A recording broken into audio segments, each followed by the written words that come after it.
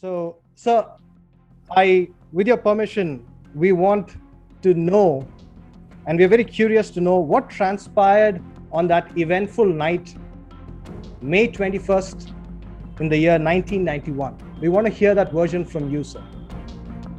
Yes, Swapnesh, I never forget that day and that moment. It was a mind-shattering event and also a body-piercing event. And it started like a normal day for any young police officer. I was a ASP, Kanchipuram at the time. So I started out from Kanchipuram to my outlying post, the police station Sri Perumbudur, to brief the officers and men to be deployed on the security detail of former Prime Minister Rajiv Gandhi, scheduled to arrive that evening for a public meeting, pre-election public meeting. So after assigning duties along with an additional SP, I went to the scene, the stage, and we did our duties as best we could. But the shadow of death was already upon Sri Perumbudur. We are not aware of it. But as the VIP reached the charismatic John F. Kennedy like of India, Sri Rajiv Gandhi stepped out of his bulletproof car. My boss, the district SP Mohammad Iqbal, and I received him.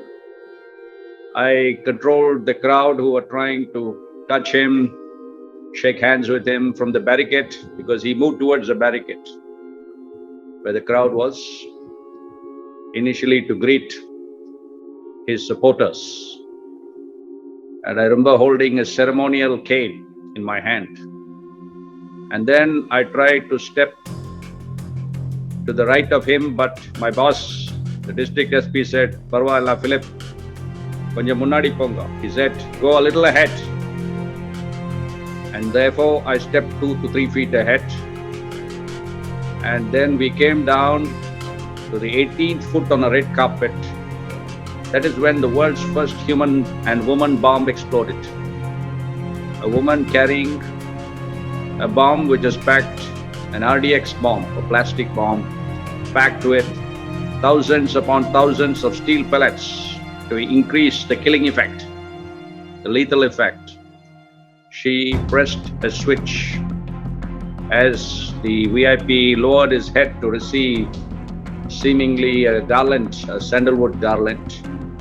At the time I was thrown in the air, fell unconscious near the mangled remains of Sri Rajiv Gandhi. When I woke up, because I was young, barely 30, I saw it was a scene from hell. 18 people were dead. Some 40 people were wriggling with pain, were injured, and I was one of those nearest to him. I had 20% burns.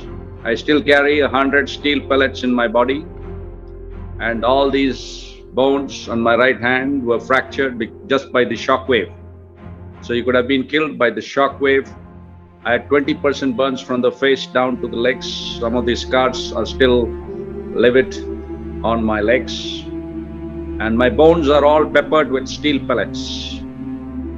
And it took me some time to recover from the post-traumatic stress, one of the greatest possible experiences any human on the planet can ever have. And this was, mind you, the world's first human bomb assassination of a leader. So we were not trained.